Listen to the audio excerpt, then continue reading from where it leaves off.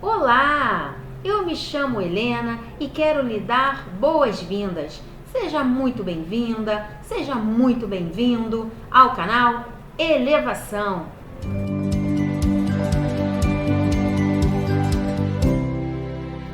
Se você é novo por aqui, inscreva-se no canal, acione o sininho das notificações para você não perder nenhum conteúdo novo e interessante. Eu convido você a fazer mais essa reflexão comigo. Olá, bom dia a todos! Nós estamos aqui uma vez mais para estudarmos o Evangelho de Jesus. Como já foi dito, nós vamos conversar sobre o capítulo 9, que é uma das bem-aventuranças que compõe o Sermão do Monte. E nós vamos conversar hoje sobre a bem-aventurança, bem-aventurados os que são brandos, mansos e pacíficos.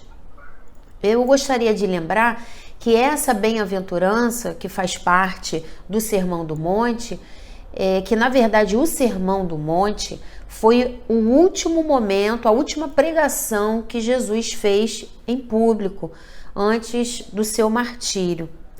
E um pouquinho antes de Jesus subir ao monte para conversar com as pessoas, 3 companheiros foram até a casa de Levi, porque as pessoas queriam muito estar perto de Jesus e às vezes, como elas não estavam com ele, porque Jesus fazia suas pregações em vários lugares, elas procuravam estar com os discípulos, porque para elas estar com os discípulos simbolizava também estar com Jesus.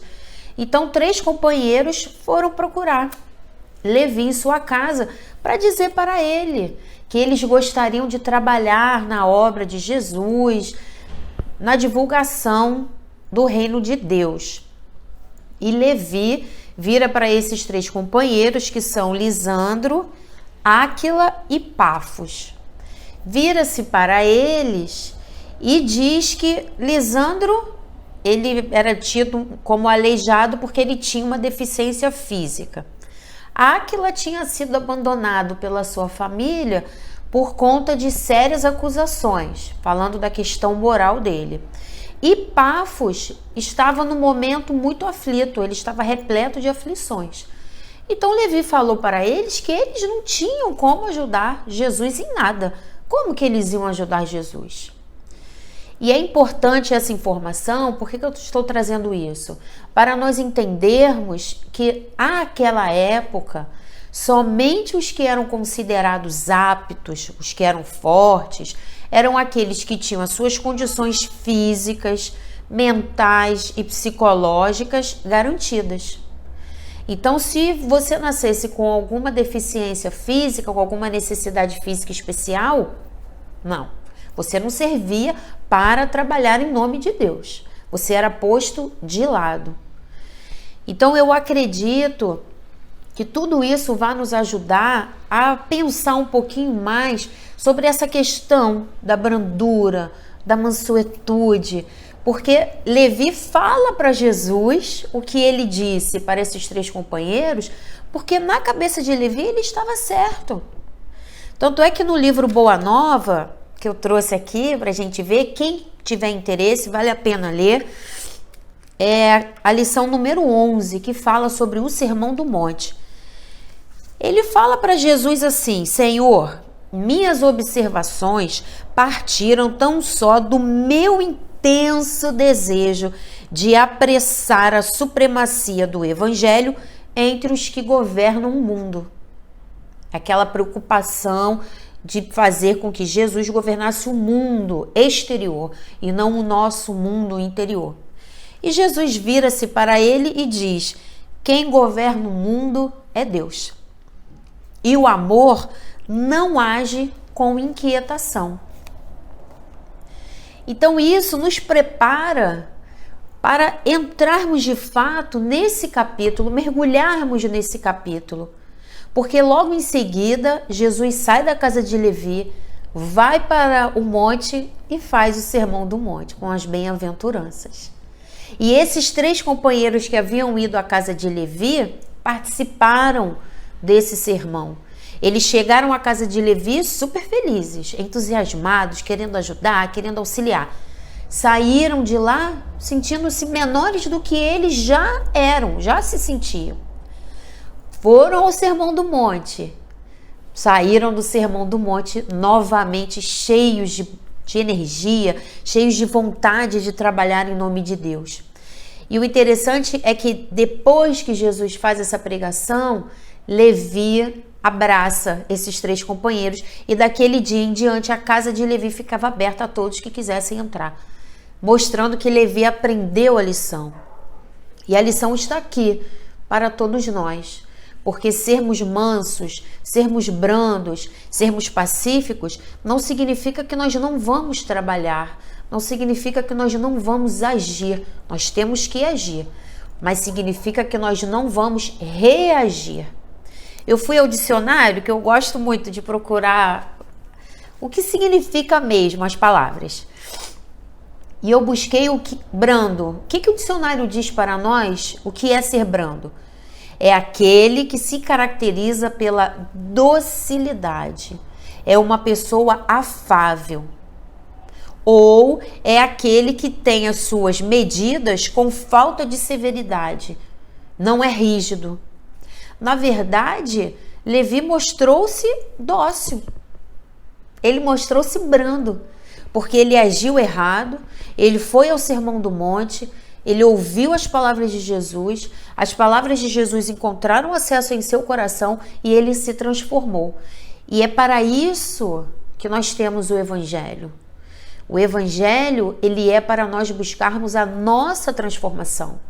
Ele é para que nós busquemos cada vez mais a nossa própria melhoria e não ficarmos preocupados com o que o outro está fazendo, com o que o outro está deixando de fazer. Aí eu fui procurar dócil. O que é uma pessoa dócil? É aquele que aprende com facilidade, que se submete a alguém ou a algo sem oferecer resistência. E ser afável é aquela pessoa que é delicada, que é educada no trato com o outro. É uma pessoa amável, cortês. E como nós estamos precisando exercitar isso dentro de cada um de nós. Tanto é que Kardec colocou aqui, logo no início, as injúrias e as violências. E ele fala aqui para nós sobre a expressão descortês. Ele diz para nós que nós devemos evitar a violência não só pelas atitudes, mas também a violência pelas palavras, que foi o que Levi tinha feito logo no início, quando ele disse que os companheiros tinham vários problemas e que eles não poderiam ser úteis para Jesus. E aqui é importante nós pensarmos nessa questão das palavras, porque a nossa palavra ela tem força. É claro que não significa que nós vamos conseguir tudo só com as palavras. Mas quando nós nos utilizamos da nossa palavra, nós estamos falando com o outro, nós estamos tocando o outro. E na verdade nós nunca sabemos de fato até onde aquela palavra que nós demos ao outro, até onde ela vai. Nós não sabemos até onde ela vai chegar naquele companheiro. Tanto pelo lado positivo, tanto pelo lado não tão positivo assim. Por isso que é importante nós termos cuidado com aquilo que nós falamos. O início falou para nós que Jesus fez da brandura, da mansuetude, da paciência, uma lei, que é a lei que está em consonância com a lei suprema, com a lei maior, que é a lei do amor. Então, termos os cuidados necessários com as nossas palavras é bastante importante, porque às vezes a gente precisa dizer a verdade. Às vezes é no trabalho, às vezes é alguém que vem nos procurar para conversar, para querer que nós digamos alguma coisa. Às vezes a pessoa nos procura só para falar, mas às vezes a pessoa nos procura e nos pede o nosso conselho, a nossa opinião. Mas o que nós temos de nós? Eu, pelo menos, não tenho quase nada. Então, é sempre importante também, antes de nós darmos a opinião sobre algo, sobre alguém, nós fazermos uma prece. para que nós possamos falar não aquilo que nós queremos, mas que nós possamos ser instrumentos de Deus para falar aquilo que de repente aquele companheiro precisa ouvir, e que se nós nos colocarmos em uma posição correta, nós iremos ser capazes de transmitir para ele aquela mensagem. Então, é sempre importante pensarmos nas nossas palavras, o que eu vou dizer, como eu vou dizer, por que eu vou dizer, vale a pena dizer? Se eu perceber que não vale a pena, que aquela minha palavra não vai ser construtiva, eu guardo para mim. Porque, como falava anteriormente, às vezes a gente precisa dizer a verdade, mas a verdade ela é uma pedra que ela sempre vai machucar. Só que uma vez eu escutei uma palestra que eu achei muito interessante. O palestrante dizia que se nós pegarmos essa pedra e a envolvermos em um tecido de veludo e no lugar de jogarmos no companheiro, nós gentilmente entregarmos nas mãos desse companheiro, talvez a pedra doa menos.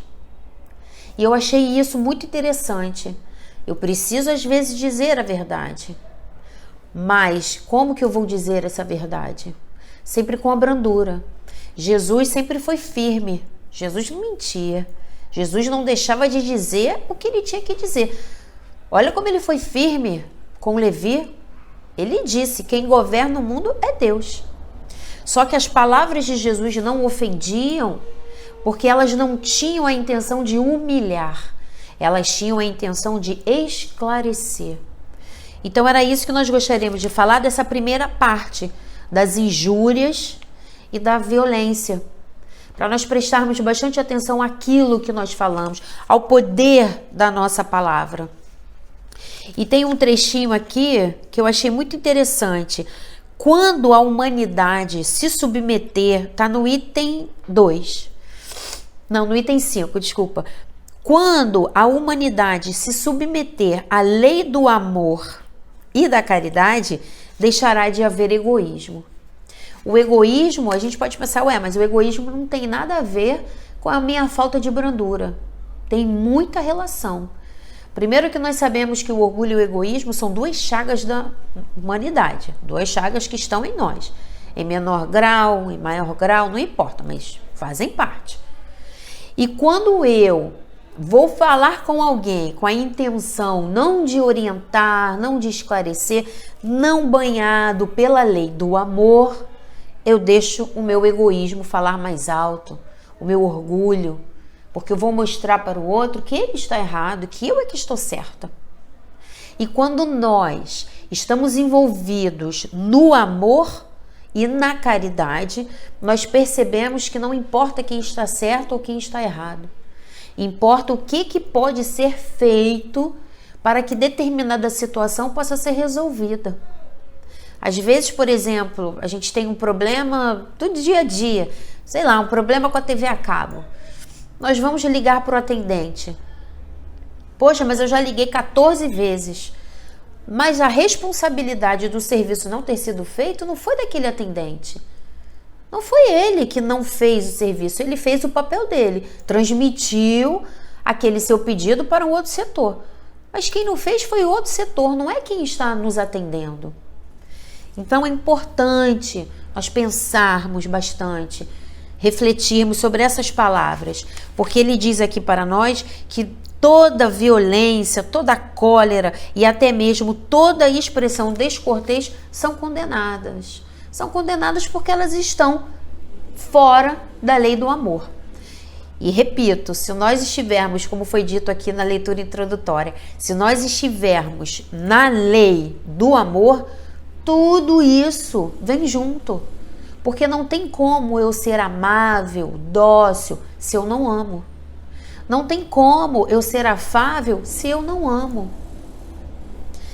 Agora nós vamos passar para o outro item, que é o item 6, que fala para nós sobre a afabilidade e a doçura. Vem falando aqui logo no início, a benevolência para com os seus semelhantes, fruto do amor ao próximo, produz a afabilidade e a doçura. De novo, o amor. Se nós não cultivarmos o amor verdadeiro dentro de nós, vai ser muito difícil nós conseguirmos desenvolver essas qualidades que nós tanto queremos, que nós tanto desejamos. Porque com certeza todos nós queremos ser dóceis, afáveis. Isso é algo que nós queremos. Mas para isso, a benevolência tem que estar dentro de mim. E se a benevolência está dentro de mim, se o amor está dentro de mim, eu tenho que ir substituindo a violência que ainda existe em mim, o orgulho, o egoísmo, pelo amor. Porque a violência, às vezes a gente pode pensar, muitas pessoas, né, já falaram isso e eu já vi muito mesmo. A gente pensa que a violência vai resolver. A pessoa truculenta, a pessoa que chega gritando, mas ela resolveu o problema. Ela resolveu o problema? Será que ela resolveu? Talvez ela tenha resolvido aquele determinado problema. Mas será que aquela atitude dela não vai causar para ela outros problemas? A violência nunca é a solução. Jesus nunca foi violento, nunca. Algumas pessoas se utilizam do fato dele ter virado as mesas lá no templo, mas aquilo é outra coisa. Aquilo é uma encenação, aquilo faz parte do Velho Testamento. Então, às vezes, a gente confunde um pouco e acha que a violência tem um espaço. A violência não tem espaço, porque onde há amor, não tem espaço para a violência. E é claro, como ele vai dizer aqui na frente, no próximo item, que é a paciência. Vem dizendo aqui para nós que tudo tem um tempo. Eu tenho que ter paciência mesmo. A paciência com o outro, a paciência comigo. Porque não adianta eu dizer para mim, a partir de hoje eu não vou ter mais nenhum ato violento, não vou ter mais nenhum pensamento violento. Não adianta, porque eu sei que eu não vou conseguir cumprir. Porque como a violência, ela está nos pensamentos e ela está nas palavras, é muito difícil. Eu sei que eu não vou conseguir.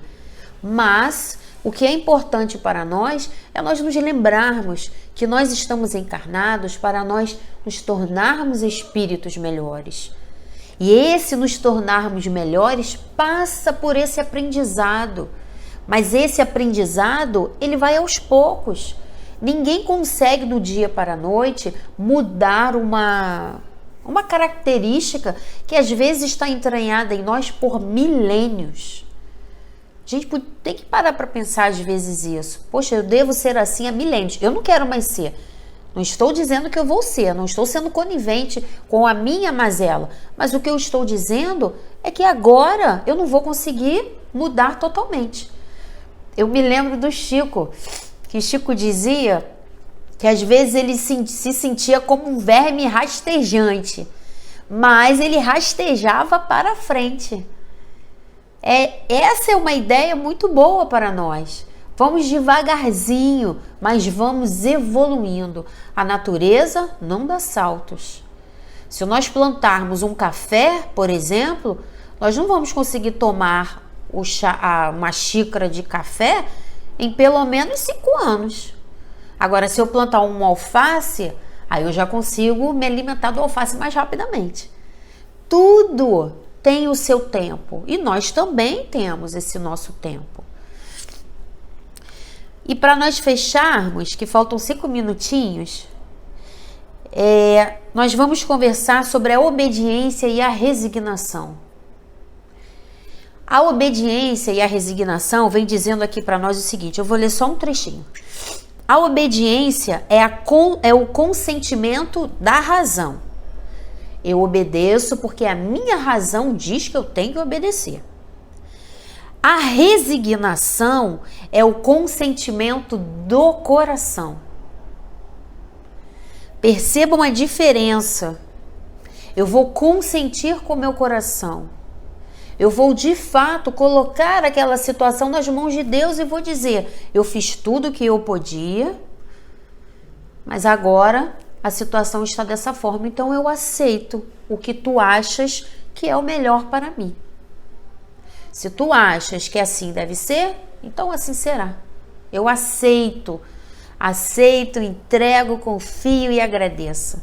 Na verdade, é entrego, aceito, confio e agradeço. Nós precisamos buscar essa resignação, porque o egoísmo, o orgulho, a rebeldia estão ali, misturados com a falta de resignação.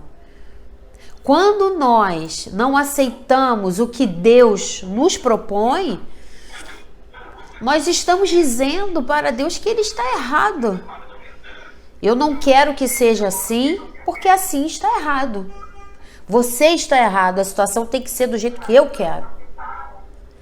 Então, essa obediência e essa resignação, principalmente a resignação, que não adianta a gente só saber na mente, é preciso que nós saibamos no nosso coração também o que acontece. Então, é muito importante nós estarmos ligados, nós estarmos conectados para percebermos o que realmente está acontecendo conosco. O que aquele sentimento está fazendo conosco. E o último desses 3 minutinhos, que é a cólera.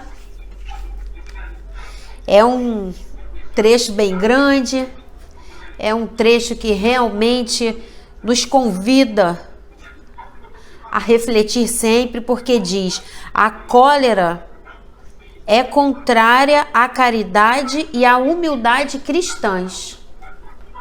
A cólera é contrária à caridade e à humildade cristãs. Então, assim, se eu ajo de acordo com a cólera, eu não estou sendo cristã, eu não estou sendo caridosa. Eu não consigo praticar o que de fato eu me proponho. Tem uma página que não vai dar tempo de eu ler toda. Ela está no livro Palavras de Vida Eterna, é a lição 70. Se vocês tiverem tempo, deem uma lidinha também, porque vale a pena. O título é Pacifica Sempre. Vou ler só o iniciozinho. Se alguém te fere, pacifica desculpando. Se alguém te calunia, pacifica servindo. Se alguém te menospreza, pacifica entendendo. Se alguém te irrita, pacifica silenciando. Bem-aventurados, então, são todos aqueles que são brandos, porque possuirão a terra. Bem-aventurados os pacíficos, porque serão chamados filhos de Deus.